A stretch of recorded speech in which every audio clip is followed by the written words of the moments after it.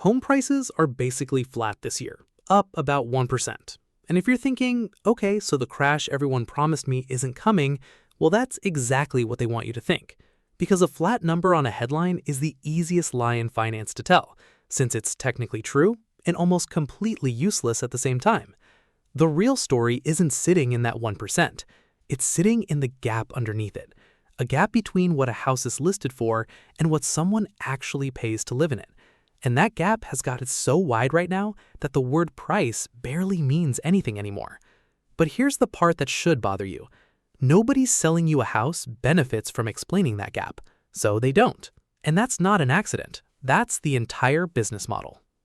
This is not a video about whether you should buy a house this year. This is a video about the specific tricks the housing market is using right now to make a sick patient look healthy on paper, and what each one is actually costing the person standing on the other side of the deal. My name is Nick, and I've spent way too many nights staring at inventory charts trying to figure out why two reports about the exact same market can both be technically correct and tell you completely opposite stories. If you've ever looked at a "the market is fine" headline and felt like something didn't add up, hold on, because by the end of this, you'll know exactly which number to trust and which one is doing a magic trick. And I'm going to give you one number to hold on to for the whole video, because it's the thread running through everything. 1 out of every 3 homes for sale right now already has a price cut on it. Not 1 out of 3 after the negotiation, before it. The seller already admitted the first number was wrong, and the listing site still shows you the wrong number first. Let's start with the easiest trick to spot, the one happening in the price tag itself. A house gets listed for $440,000. That number goes into every database, every app notification, every headline about median home prices.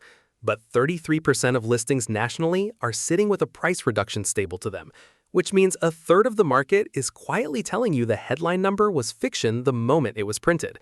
And the homes that do sell at the original number, the well-priced ones, are still taking around 63 days to close. 2 months of a home sitting empty, costing its owner a mortgage payment before someone finally agrees the number was real. That's not a hot market. That's a market negotiating with itself in public and pretending it isn't. Here's the part that gets buried under that 1% headline. Existing home sales hit a 5-month high in May this year, jumping to 4.17 million annualized units. Sounds like good news, right? More people buying. But look at who's doing the buying. First-time buyers made up 35% of all purchases, the highest share in years, which sounds like young families finally getting in. Except the National Association of Realtors' own chief economist pointed out there are 6 million more jobs in this economy than there were in 2019, and home sales per year are still down by 1 million compared to back then. More jobs, more income earners, fewer homes changing hands. That's not a recovering market. That's a market where the people who already own homes have stopped selling them, and almost nobody noticed why. And the why is the second trick, the one nobody puts in a headline because it's boring and structural and doesn't fit in a tweet. It's called rate lock-in, and it's the actual engine quietly running underneath every other number in this video. Picture a homeowner sitting on a mortgage at 3%, locked in back when rates were near zero. Today's rate on a new mortgage is sitting above 6%. If that homeowner sells and buys something else, even a smaller, cheaper place, their monthly payment doesn't go down. It goes up, sometimes by hundreds of dollars for less house. So they don't sell. They stay, forever if they have to. Multiply that one decision by millions of homeowners making the identical calculation at the identical time, and you get a housing market where the supply isn't actually short, it's frozen. The homes exist, the people just refuse to let go of the interest rate attached to them. This is where the documentary gets uncomfortable, because it means the inventory numbers you see in headlines are measuring the wrong thing entirely. Total housing inventory sits around 1.29 million units, which sounds like a number with no opinion in it, but economists studying this same data found something stranger underneath it. Inventory can rise compared to last year while the rate of that rise is actually falling. Demand can stay historically low while the trend in demand is quietly improving. Price cuts can stay elevated compared to the pandemic years while shrinking compared to last month. 3 contradictions stacked on top of each other, and every single one of them is technically true at the same time, which means the housing market isn't lying with fake numbers. It's lying with real numbers, shown to you one at a time in the order most likely to confuse you. Let's put an actual dollar figure on the gap, because percentages are where most people stop paying attention, and dollars are where the truth shows up. The median list price right now is hovering near $440,000, but sellers are increasingly accepting offers below asking. And when you stack every concession together, the rate buy-downs, builders are quietly paying to lower a buyer's mortgage rate, the closing cost credits, the price cuts that already happened before the listing even went live, you get what one housing analysis bluntly called a meaningful gap between pricing intent and market reality. Pricing intent, that's the polite financial term for what a seller wishes were true. Market reality is what actually changes hands. And right now, for a real chunk of the country, those two numbers are no longer the same conversation. Even the regional data is hiding a story most national headlines flatten on purpose. Home prices have been stronger in the Northeast and the Midwest, while parts of Texas and Florida have actually softened. That's not noise. That's two different housing markets wearing the same national headline like a costume. A buyer in one of those softening states is living through something that looks nothing like the calm, flat 1% national number being reported about their own backyard. National headlines, as one industry analysis put it almost too plainly, are not enough anymore. Because in this market, the outcome is shaped by local supply and local buyer behavior, not by a single average pretending to represent the whole country at once. Now follow the rate lock-in trick all the way down to what it actually does to a normal household budget, because this is where the abstraction turns into a number you can feel. Say a family bought their home a few years back with a $300,000 mortgage at 3%. Their monthly principal and interest payment sits around $1,265. That same family, wanting to move to a bigger place for a growing family, finds a new home for the same $300,000. At today's rate, above 6%, the identical loan amount now costs around $1,800 a month.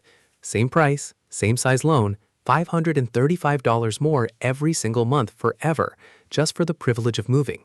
Multiply that by 12 months and you get over $6,000 a year in pure rate penalty, money that buys this family nothing new. No extra bedroom, no better school district, just the cost of giving up a number they got lucky with years ago.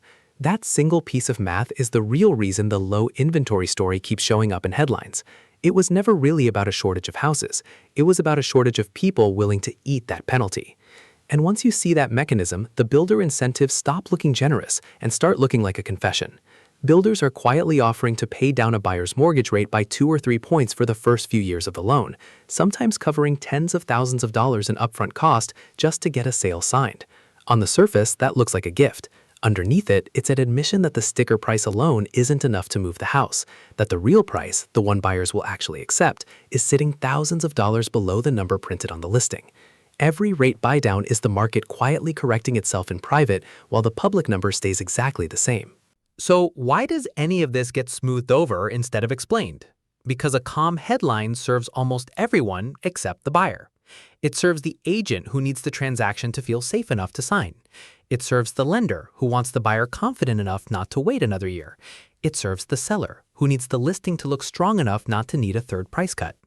Nobody in that chain benefits from a buyer fully understanding that the number on the listing and the number they'll actually pay can be tens of thousands of dollars apart once every concession gets counted. The confusion isn't a bug in how this data gets reported.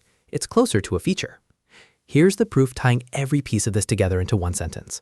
The market is not crashing, and it is not booming. And both of those headlines are wrong for the same exact reason. It is rebalancing in slow motion, while every report measuring it captures a different freeze frame of that motion and calls its freeze frame the whole picture. Rising inventory looks scary until you realize it's still 17% below pre-pandemic levels. Falling prices look like a crash until you realize well-priced homes are still selling in 2 months.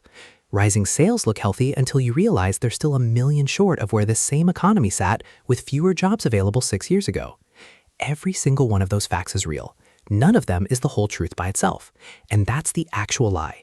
Not a falsified number, but a true number handed to you alone, stripped of the 3 other true numbers that would have told you what it actually meant. The housing market isn't lying to you with fiction. It's lying to you with fragments. And the only defense against a fragment is asking what it's missing before you believe what it's telling you.